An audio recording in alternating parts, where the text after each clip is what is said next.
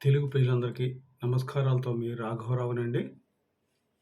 జనసేన పార్టీలో ఒంగోలు మాజీ ఎమ్మెల్యే, మంత్రి బాలినేని శ్రీనివాసరెడ్డి, అలాగే ప్రభుత్వ విప్ జగ్గపేట మాజీ ఎమ్మెల్యే సామినేని ఉదయభానులు జనసేనలో చేరుతున్నారు అని అనగానే విషం కక్కుతున్న కొంత పాత్రికేయ ముసుగులో ఉన్న కుక్కలు, పిచ్చి కుక్కలు మరుగుతున్నాయండి. దాని గురించి మాట్లాడదామనుకున్నాను నేను. పవన్ కళ్యాణ్ గారు 2022 ఇప్పటం గ్రామంలో జరిగిన జనసేన పార్టీ ఆవిర్భావ సభలో ప్రతిపక్ష ఓటు చీలనివ్వను, ఆంధ్రప్రదేశ్ ప్రజలే ముఖ్యం నాకు, ఎటువంటి పరిస్థితుల్లో కూడా ఆంధ్రప్రదేశ్ ప్రజల్ని గెలిపించాలి, గెలిపిస్తానని శపథం చేశాడు. దానికి కట్టుబడి ఉన్నాడండి.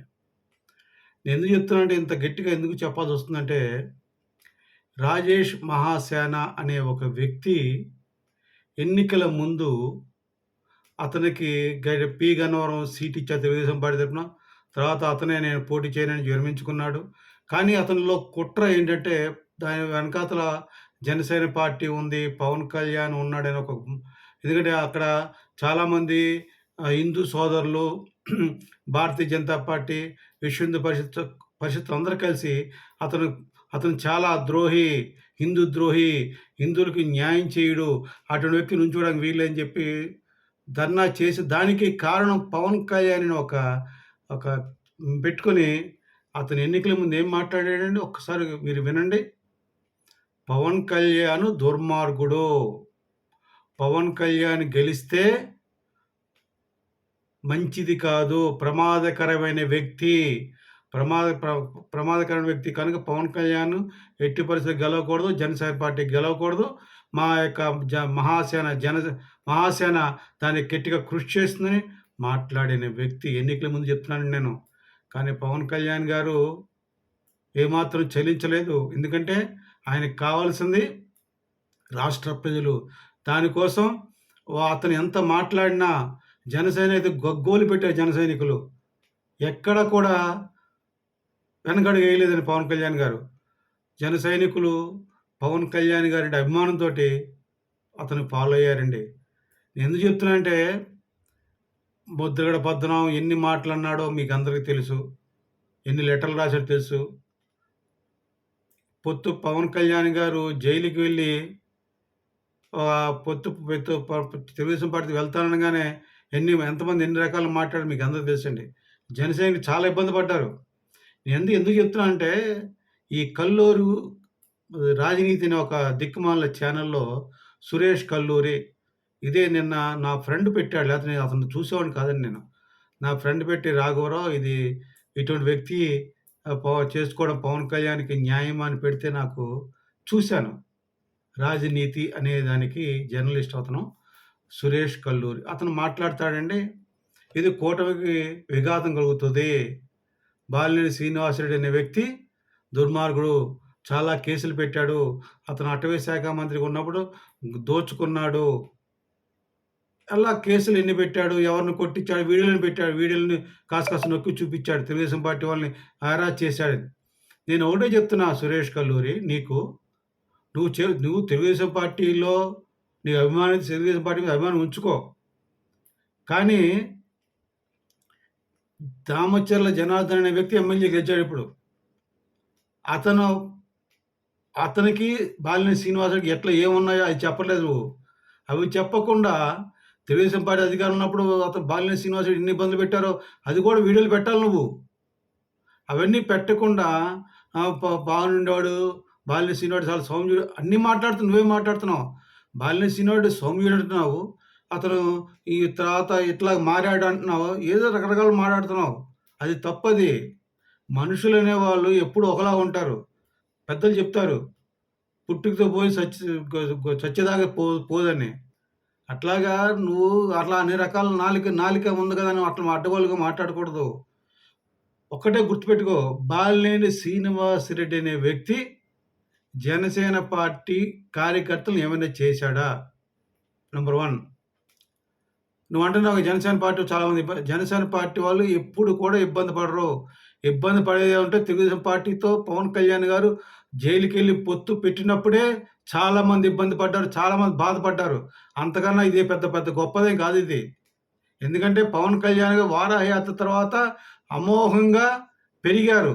ఆ పెరిగిన శక్తిని ఆయన అనవసరంగా తగ్గుతున్నాడు అని ఎంతోమంది బాధపడ్డారు. కానీ పవన్ కళ్యాణ్ గారంటే ఎంతో ఇష్టం గనక, ఆయన మంచివాడని వాళ్ళందరూ నమ్మారు కనుక, ఇన్ని చేసినా పవన్ కళ్యాణ్ ఒకటే చెప్పారు పవన్ కళ్యాణ్ గారు, "నన్ను నమ్మండి. నా వ్యూహం నాకు వదిలేయండి. నన్ను ఫాలో అవ్వండి" అని అన్నాడు. ఆ ప్రకారం నడిచారు. అప్పుడు గనక ఈ మహాసేన రాజేష్ గారి మాటలని పట్టుకుని, ఈ యొక్క ఇటువంటి కేసులు దామచల జనార్దనం లేకపోతే అంతకుముందు ఇంకెవరైనా ఉన్నారో తెలీదు నాకు ఒంగోలులో. ఇవి కాదండి. మా జనసేన పార్టీ ఇక బాలినేని శ్రీనివాసరెడ్డి ఏం చేయలేదు. కాస్తో కూస్తో ఒక రాయపాటి అరుణ్ అనే మా అధికార ప్రతినిధి జనసేన పార్టీ అధికార ప్రతినిధికి ఆయన సహాయం చేశాడు పవన్ కళ్యాణ్ గారికి. ఎందుకు చెప్తున్నా అంటే బాలినేని శ్రీనివాసరెడ్డి ఏ రోజున పవన్ కళ్యాణ్ గారు ఒక పల్లెత్తు మాట అనలేదు. ప్లస్ మాగుంట శ్రీనివాసరెడ్డికి పవన్ కళ్యాణ్ గారికి ఎప్పటినుంచో పరిచయాలున్నాయి. అతని ద్వారా బాలినేని శ్రీనివాసరెడ్డి రావచ్చు పార్టీలోకి. అన్నీ పరిశీలిస్తారు పవన్ కళ్యాణ్ గారు. పరికించి తీసుకుంటారు. ఇప్పుడు నువ్వు చెప్తున్నావు నేరారోపణలున్నాయి. ఎలా బాలినేని శ్రీనివాస్ తీసుకుంటున్నా అని. మరి చంద్రబాబు నాయుడు గారు కూడా నేరారోపణ అది రుజువు కాదు. నేరం మీద జైల్లో ఉన్నాడు 2 నెలల పాటు. మరి పవన్ కళ్యాణ్ వెళ్ళకూడదు కదా! ఎందుకెళ్ళాడు పవన్ కళ్యాణ్ గారు? ఆయన మనసుకు తెలుసు. చంద్రబాబు నాయుడు గారు నిజాయితీపరుడు. ఇది కావాలని జగన్మోహన్ రెడ్డి చంద్రబాబు నాయుడు గారి మీద కేసు పెట్టాడు. అది నమ్మాడు జైలుకెళ్ళాడు. బయటికి రాగానే ఎవరు ఊహించలేదు. తెలుగుదేశం పార్టీతో కలిసి వెళ్తున్నానని కలిసి వెళ్తున్నానని చెప్పాడు. అప్పటికే భారతీయ జనతా పార్టీతో ఆయనకి అలయన్స్ ఉంది. మిత్రత్వం ఉంది. అయినా కూడా ధైర్యంగా చెప్పాడు. అదే మొన్న 100 రోజులు పండగ సందర్భంగా చంద్రబాబు నాయుడు గారు క్లియర్‌గా చెప్పారు. పవన్ కళ్యాణ్ గారు చాలా మొండిగా వ్యవహరించారు. ఈ పొత్తు కోసం ఎంతో కష్టపడ్డారు. నా దగ్గరకొచ్చి జైలుకొచ్చి మాట్లాడి బయటకొచ్చి చెప్పారు అని. అంత ధైర్యంగా ఎవరు చెప్పగలరు? ఇప్పుడు ఎన్ని కాదు నీకొకటే చెప్తాను కల్లూరి సురేష్ నీకు. సాదినేని యామిని శర్మ అప్పట్లో తెలుగుదేశం పార్టీ లోకేష్‌తో ఉండేది అని చాలామంది అనుకుంటున్నారు. నేను కాదు అనుకుంటున్నారు. ఆ సందర్భంలో ఆవిడ తెలుగుదేశం పార్టీ అధికార ప్రతినిధిగా ఉండి ఒక ఎగ్జాంపుల్ అంతే. ఆవిడ సాదినేని యామిని శర్మ టీవీలో డిబేట్‌లో కూర్చొని పవన్ కళ్యాణ్ గారికి మల్లెపూలను తప్ప ఇంకేమీ నలపడానికి చేత కాదు. ఆయన మల్లెపూలను మాత్రమే నలుపుతాడు. అంతకుమించి ఏమి చేయలేడని మాట్లాడింది. అప్పుడు సుంకర జనసేన పార్టీలో ఉన్నాడు. అతను డిబేట్‌లో గట్టిగా అడిగేసరికి ఏడ్చుకుంటూ వెళ్ళిపోయింది. అప్పుడే పట్టాభి కూడా తర్వాత కలిశాడు సుంకరతోటి. లేడీస్ కదా అని చెప్పి సింపతి కాదు. ఒక లేడీ అయితే ఎట్లా అంటదండి పవన్ కళ్యాణ్ గారిని? మల్లెపూలు నలపడం తప్ప దిద్దు పనిగా మాట అనగలదా? అంటదా? అటువంటి పనికిమాలిన వ్యక్తి జనసేన కార్యకర్తలు ట్రోల్ చేశారని, మాట్లాడారని ఆ గుంటూరు నుంచి పశ్చిమ గోదావరి జిల్లా భీమవరానికి ఒక మనిషిని పంపించి, పోలీసుని పంపించి ఆ అబ్బాయిని పేద అబ్బాయి జనసేన కార్యకర్త అరెస్ట్ చేసి తీసుకొచ్చి గుంటూరు తీసుకొస్తే గుంటూరు ఎస్పీ ముందు సాదినేని యామిని శర్మ చెప్పుతో కొట్టింది ఆ వ్యక్తిని. ఇది ఒకటే ఎగ్జాంపుల్. ఇటువంటి చాలా కేసులు పెట్టారు జన సైనికుల మీద తెలుగుదేశం పార్టీ వాళ్ళు. మరి అన్ని మనసులో ఉన్నాయి జన సైనికులకి. కానీ ఎందుకోసం పొత్తు పెట్టుకున్నారు పవన్ కళ్యాణ్ గారు? ఒక రాక్షసుడు జగన్మోహన్ రెడ్డి రాక్షసుడు రాకూడదు. ప్రతిపక్ష ఓటు చీలకూడదు. ఆంధ్రప్రదేశ్ రాష్ట్ర ప్రజలు బాగుండాలి. నేను బాగుండడం కాదు, తెలుగుదేశం పార్టీ బాగుండడం కాదు, భారతీయ జనతా పార్టీ బాగుండడం కాదు, రాష్ట్ర ప్రజలు బాగుండాలని ఒకే ఒక ఉద్దేశంతో ఇవన్నీ మర్చిపోయారు. గుర్తుపెట్టుకోండి కల్లూరి సురేష్. ఇవన్నీ మర్చిపోయి పొత్తు పెట్టుకున్న రాష్ట్ర ప్రజల కోసం, రాష్ట్ర బాగుండాలి, రాష్ట్ర భవిష్యత్తు బాగుండాలి అని కోరి పొత్తు పెట్టుకోకుండా భారతీయ జనతా పార్టీతో ఉండి కూడా తెలుగుదేశం పార్టీతో పొత్తు పెట్టుకున్నారు. తెలుగుదేశం పార్టీ అంటే భారతీయ జనతా పార్టీకి అసలు ఇష్టం లేదు పొత్తు పెట్టుకోవడానికి. కానీ పవన్ కళ్యాణ్ నానా మాటలు పడి పొత్తు కుదిర్చారు. పొత్తు కుదర్చబట్టే ఈ రోజున రాష్ట్రంలో ఎన్ని విపత్తులొచ్చినా డబ్బు సహాయం వచ్చి రాష్ట్ర ప్రజలకు ఉపయోగపడుతుంది. దానికి కారణం పవన్ కళ్యాణ్. కల్లూరి సురేష్ నువ్వు ఒక్క మాట నువ్వు ఇంతసేపు 14 నిమిషాలు మాట్లాడావు. బాలినేని శ్రీనివాసరెడ్డి కేసులు పెట్టాడు. ప్రజల్ని ఇబ్బంది పెట్టాడు. ఒంగోలు ప్రజల్ని. అందుకే అది ఎప్పుడు లేని మెజార్టీ దామచర్ల జనార్దన్ గెలిపించారని మాట్లాడుతున్నాం. ఒక్క జనసేన మాట ఎక్కడ మాట్లాడలేదు నువ్వు. జనసేన కార్యకర్తలు ఓటేయలేదా? జనసేన పార్టీ వాళ్ళు సపోర్ట్ చేయలేదా దామచర్లకి? అంత అహంకారమా నీకు? గుర్తుపెట్టుకో. పవన్ కళ్యాణ్ అనే వ్యక్తి లేకపోతే తెలుగుదేశం పార్టీ పరిస్థితి ఏంటో చంద్రబాబు నాయుడు గారిని అడుగు. లోకేష్‌ని అడుగు. ఇప్పుడు ఎలక్షన్‌లు అయిపోయినాయి. రాజేష్ మహాశాన్ని సస్పెండ్ చేయలేదు. ఎన్నికలతో అయిపోయిన తర్వాత ఆడొచ్చి మంగళగిరి లోకేష్‌ని కలిసి ఎళ్ళాడుగా. మరి పవన్ కళ్యాణ్ గారు పట్టించుకోవచ్చుగా. ఎందుకు పట్టించుకోలేదు? అంటే నేను ఎందుకు చెప్తున్నా అంటే ఇటువంటి వ్యక్తులు మీరు.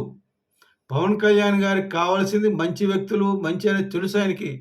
ఎవరు మంచి, ఎవరు చెడు, ఎవరు అబద్ధాలు ఆడతారు, ఎవరు అబద్ధాలు ఆడరు ఆయనకి తెలుసు. ఆయన అందరిని ఇప్పుడు పవన్ కళ్యాణ్ గారు ఎప్పుడూ అలాగే ఉండిపోవాలా? ఆ చిన్న చిన్న నాయకులతో ఉండిపోవాలా? పవన్ కళ్యాణ్ గారికి ఎన్ని మాటలు మీరు ఇప్పుడు మండల బుద్ధప్రసాద్ గారు చేరారు జనసేనలో ఎన్నికల ముందు. మరి ఆ విషయంలో ఎందుకు మాట్లాడలేదు మీరు? అలాగే మన భీమవరం పులిపతి రామాంజనేయులు గారు తెలుగుదేశం పార్టీ నుంచి జనసేనలో చేరాడు కదా! అలాగే పాలకొండ కృష్ణయ్య ఆయన చేరాడు కదా జనసేనలో. వీళ్ళు ముగ్గురు చేరి జనసేన టికెట్ తెలుగుదేశం వాళ్ళే వీళ్ళందరూను. జనసేన పార్టీ టికెట్లు తీసుకున్నారుగా. అప్పుడు ఎందుకు మాట్లాడలేదు మీరు? మీకు అనుకూలంగా ఉంటే ఒకలాగా, అనుకూలం లేదు ఒకలాగానా? చాలా తప్పు. మహావంశి నువ్వేదో మంచివాడు అనుకున్నాను ఇన్ని రోజుల పాటు. నువ్వు కూడా అలా మాట్లాడతావేంటి? బాలినేని శ్రీనివాసరెడ్డి కేసులున్నాయి. వాళ్ళ అతను వియ్యంకుడు కొడుకు తప్పులు చేశారు. తప్పులు చేస్తే వాళ్ళు అనుభవిస్తారు. కేసులుంటే కేసులు నడుస్తాయి. ఏ కేసుకి ఆ కేసు వెళ్ళిపోతుంది. పవన్ కళ్యాణ్ గారు అటువంటి వ్యక్తి. సొంత అన్ననే ఆయన దూరం చేసుకున్నాడు కొంతకాలం పాటు. సొంత అన్నగారిని దూరం చేసుకున్నాడు పవన్ కళ్యాణ్ గారు చిరంజీవిని. తర్వాత చిరంజీవి గారు అంటే ఎంత గౌరవం ఆయన చూపించాడు. అది ప్రపంచమంతా చూసింది. ఆయన ఇంటికి వెళ్ళడం, తల్లి గారి పాదాలు నమస్కారం పెట్టడం, అన్నయ్య చిరంజీవి గారికి పాదాలు నమస్కారం పెట్టడం, వదిన సొంత తల్లిలాగా వదిన గారి పాదాలకు వందనం చేయడం, సాష్టాంగ నమస్కారం చేయడం, కాళ్ళకి తల వంచి పాదవందనం చేశాడు. అది ప్రపంచంతో చూసింది. నార్త్ ఇండియా అయితే చాలా మెచ్చుకుంటుంది. ఇంత గొప్పవాడా పవన్ కళ్యాణ్ అని. ఎందుకు? అన్నయినా కూడా అన్న అభిమానం ఉన్న అన్న తండ్రితో సమానం తెలిసినా కూడా ప్రజారాజ్యం పార్టీని తీసుకెళ్ళి కాంగ్రెస్‌లో కలిపినందుకు చాలా బాధపడ్డాడు పవన్ కళ్యాణ్ గారు. బాధపడి ఆ బాధ నుంచి దిగమింగడానికి జనసేన పార్టీని పెట్టాడు. ప్రజల కోసం పెట్టాడు. మీలాగా మక్కడానికి కాదు. మీరు అంటున్నారు చంద్రబాబు నాయుడు మీద ఎన్ని కేసులున్నాయి?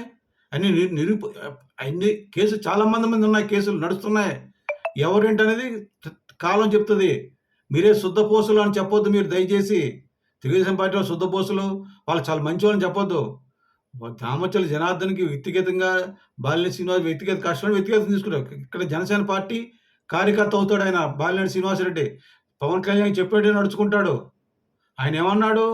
ఏదైనా సమానంగా మాకు జరగకపోతే మేము అధిష్టానం తెలియజేస్తాం అన్నాడు. తప్పేముంది అందులో? మీరు ఒంటెద్దు పోగుడు పోతే ఊరుకుంటారా? ఎవరు ఊరుకోరు కదా! ఎందుకు ఊరుకోవాలి?